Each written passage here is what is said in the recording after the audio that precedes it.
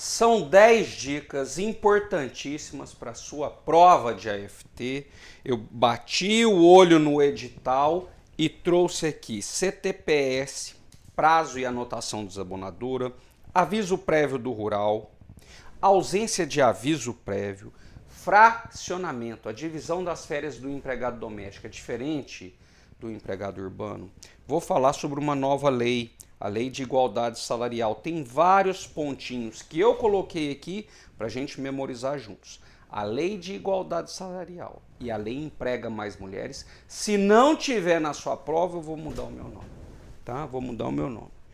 Assédio sexual, que infelizmente é um tema que ainda é comum no dia a dia e tem reflexos na área trabalhista. O posicionamento do MPT, Justiça do Trabalho, quais as consequências para o contrato de trabalho, rescisão indireta, né? E vou fechar com chave de ouro. Dica 8ª é Supremo, dica 9ª é Supremo e a última dica, motorista. E coloquei um plus a mais aqui. Um plus a mais é foda. Coloquei uma diquinha extra de direito coletivo falando de sindicato. Tá bom? Pessoal, em 2 minutos, vamos comigo?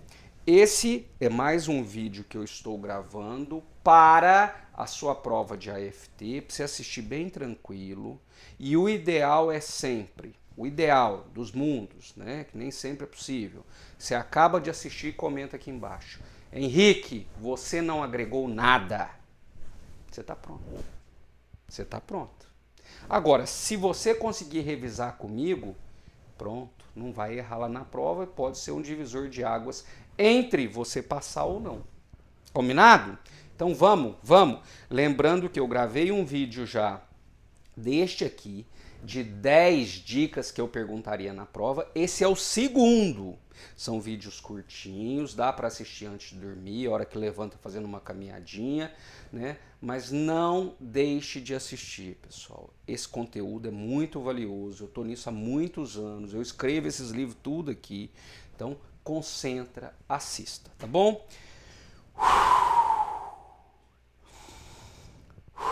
Respirou? Pega a canetinha.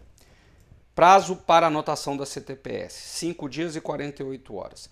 Antigamente o prazo era muito curtinho para anotar a CTPS. Hoje foi elastecido 5 dias úteis. O Estatuto, a Lei de Liberdade Econômica, ampliou o prazo para 5 dias úteis. Então, ele chegou, vai registrar 5 dias. Antes era um prazo muito curto. Olha minha voz. Antes era um prazo muito curtinho de 48 horas. Hoje, ó o tom, hoje, 5 dias úteis. Henrique, você falou um negócio de 48 horas. Além disso, a CLT estabelece o prazo para o trabalhador, o prazo para o empregado ter as informações que foram inseridas lá na CTPS. Aí sim o prazo é de 48 horas para ele obter essas informações. Lembre-se que a CTPS, pessoal, está aqui hoje. A CTPS é digital, ela não é mais um documento de identificação em qualquer lugar. Então você não pode utilizar da CTPS como o RG, como a carteira de motorista, porque ela está específica para a área trabalhista. Antes ela era um documento impresso, ela era utilizada para documento de identificação, hoje não mais. Hoje pelo CPF faz tudo, tá bom? Henrique, por falar, a dica número 1 foi essa, 5 dias e 48 horas, lembrar das diferenças. Anotações desabonadoras. Eu vou falar do básico, depois eu vou dar uma dica que você não viu ainda. Se você viu alguém falando de carta de referência, né, carta de recomendação, é raro. Se cai um negócio desse, num contexto, só nós que vamos acertar. Tá? Então vamos lá. Anotação desabonadora, pessoal, é aquela anotação que mancha, que agride o trabalhador, porque vai ficar registrada ali para sempre. Ele cometeu uma falta grave, ok, você dispensa por justa causa. Mas você não pode anotar ali na CTPS, senão isso vai acompanhá-lo até o fim. Não é justo. Tá? Então, as anotações desabonadoras são proibidas. E se ficar constatada essa conduta, né, cabe indenização por danos morais, cabe denúncia lá no Ministério Público. Tá? Bom, as anotações desabonadoras, pessoal, quando a CLT era um livrinho, era mais fácil, né? Era mais comum, melhor dizendo. Hoje, com a CTPS digital, é mais tabelado, é mais difícil, mas continua sendo proibido para o concurso, é uma perguntinha importante. A carta de recomendação é o seguinte: eu saio do emprego, eu quero uma carta de recomendação. Ninguém fala disso, embora no dia a dia seja muito comum. Tem um vídeo aqui no canalzinho que eu falo de carta de recomendação, né? A carta de recomendação, ela não é obrigatória, a empresa não tem na CLT que ela precisa dar. Tá? E aí, Henrique? E aí que a carta de recomendação é uma faculdade, uma opção do empregador. Ela só é obrigatória se tiver previsão em instrumento coletivo. Mas se o empregador presta... Agora sim, ele traz na carta de recomendação uma postura negativa do empregado, que ele furtou, que ele era desidioso, preguiçoso e tal. Essa carta de recomendação é equiparada a uma anotação desabonadora. Tá bom? Então, a anotação da carteira desabonadora e carta de recomendação com negativa, né, ela é equiparada a essa anotação desabonadora. Não pode. Fechou? Tem vários posicionamentos do TST e nesse vídeo aqui no meu canal, uma hora se assista, eu falo da carta de recomendação e cito um informativo do TST. Tem uma decisão muito forte do TST nesse sentido. Dica 3, está anotando? Está acompanhando? Deixa um comentário aqui embaixo para mim, para eu te conhecer. Eu tento ver assim, o que vocês estão achando do vídeo, então deixa um comentário. Professor, eu queria que você comentasse sobre isso, seu vídeo é legal, você é chato, vou te indicar, né? Aviso prévio. Pessoal, o aviso prévio, quando ele é dado pelo empregador, Maria, você está dispensada. João, você está dispensado. O aviso prévio é quando há a dispensa do empregado, né? A dispensa sem justa causa. Por isso que precisa avisar. Fala, eu estou te avisando que eu estou te dispensando. O aviso é o aviso do fim.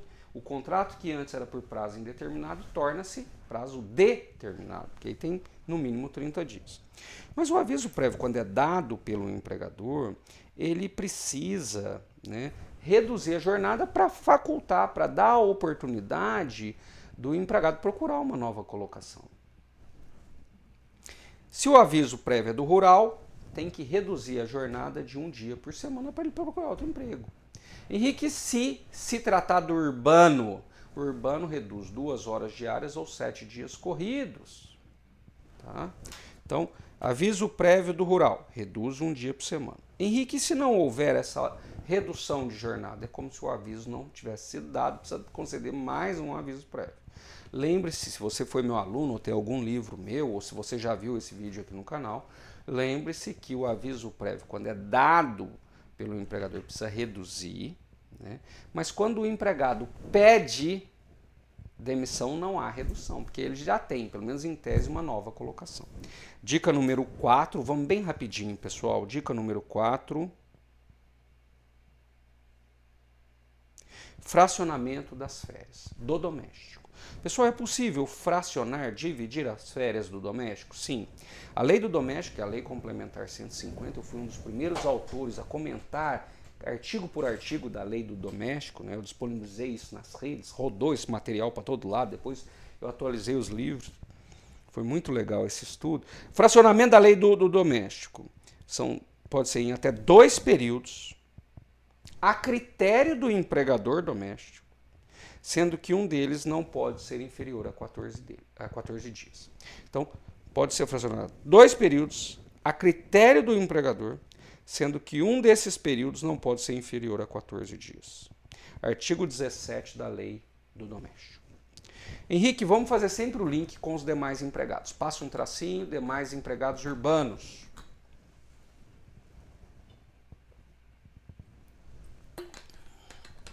Os demais empregados urbanos, estava tomando uma aguinha, a necessidade de um acordo individual com o empregado. Então, Maria, você quer fracionar as férias? Você quer dividir suas férias? É possível dividir? Olha na minha mão, 3 períodos.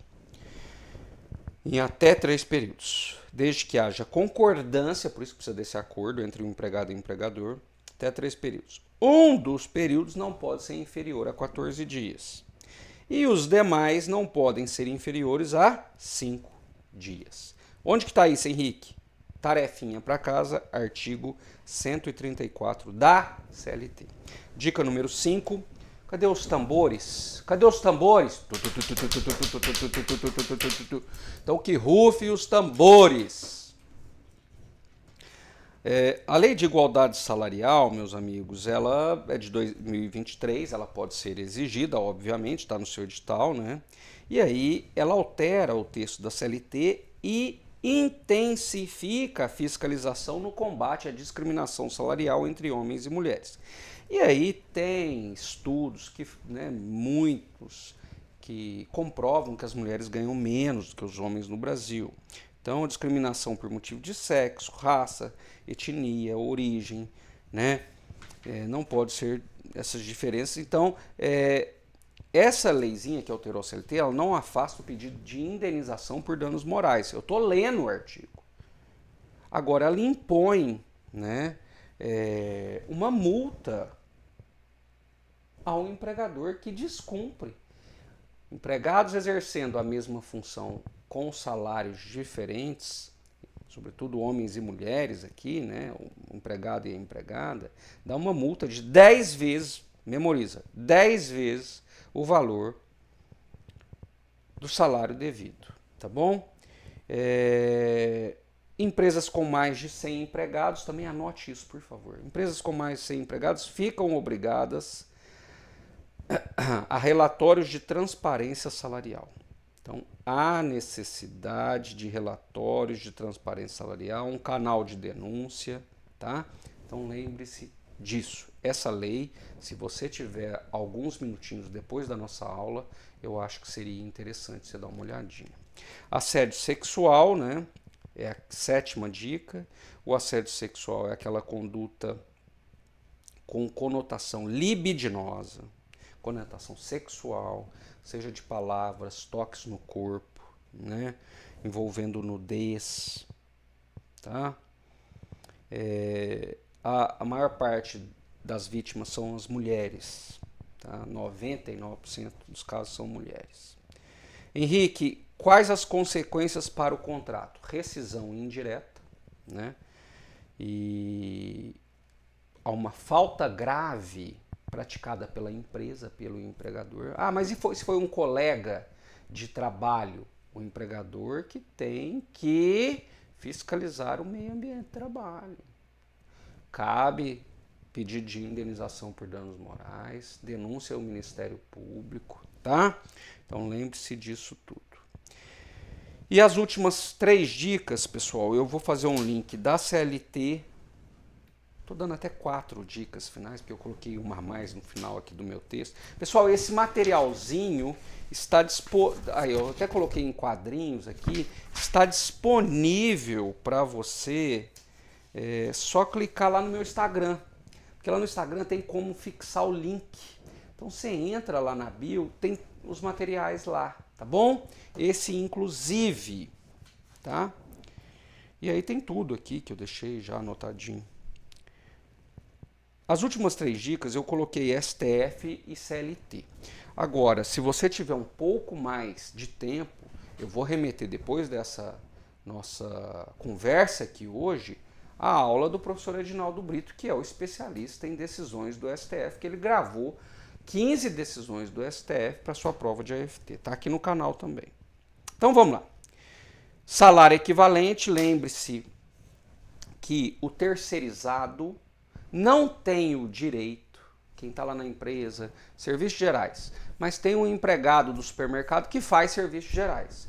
Pode pedir equiparação? Não. O Supremo falou assim, a equiparação da remuneração entre empregados da empresa tomadora, no caso supermercado, no meu exemplo, e empregados da terceirizada, né, empresa prestadora de serviço, da contratada, fere o princípio da livre iniciativa. São agentes econômicos distintos, que não podem estar sujeitos a decisões empresariais que não sejam suas. Então, mesmo eles exercendo a mesma função, o empregado lá do supermercado e o terceirizado, não cabe equiparação salarial. Dica número 9, tarifação do dano extrapatrimonial, da dor, do dano moral, né? O juiz do trabalho estava preso a uma tabelinha que veio com a reforma trabalhista, lá no artigos 223A, 223B, seguintes e tal. Pessoal, a tabelinha está até no 223G especificamente. Era bom você dar uma olhadinha nessa tabelinha. Se for uma ofensa leve, 3 salários contratuais. Se for uma ofensa média, se for uma ofensa grave, se for gravíssima. Então, ficava muito restrito ao salário. E, às vezes, o acidente de trabalho gerado ali, ou a ofensa, era com o pedreiro e o mestre de obras. E aí a dignidade passava, porque eles ganham diferentes, a dignidade passava a ter valores diferentes, mesmo a ofensa sendo a mesma.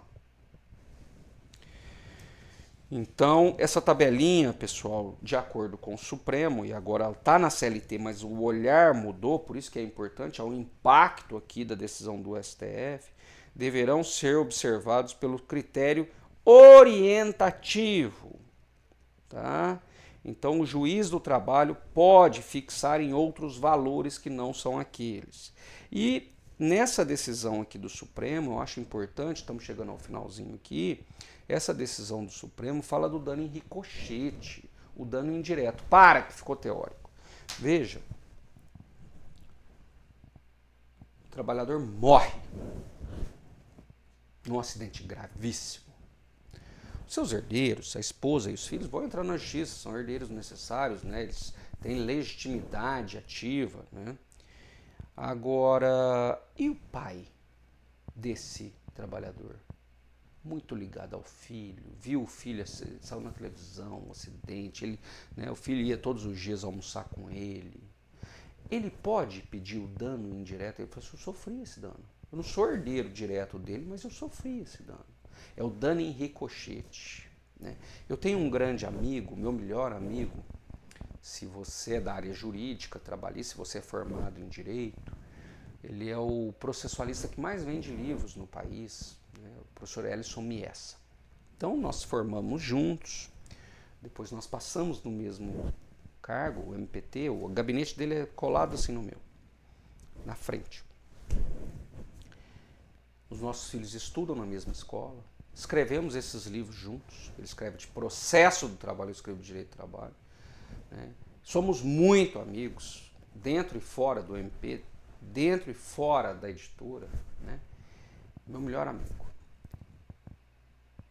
Ele morre num acidente de trabalho, lá na empresa, por exemplo, que ele trabalha.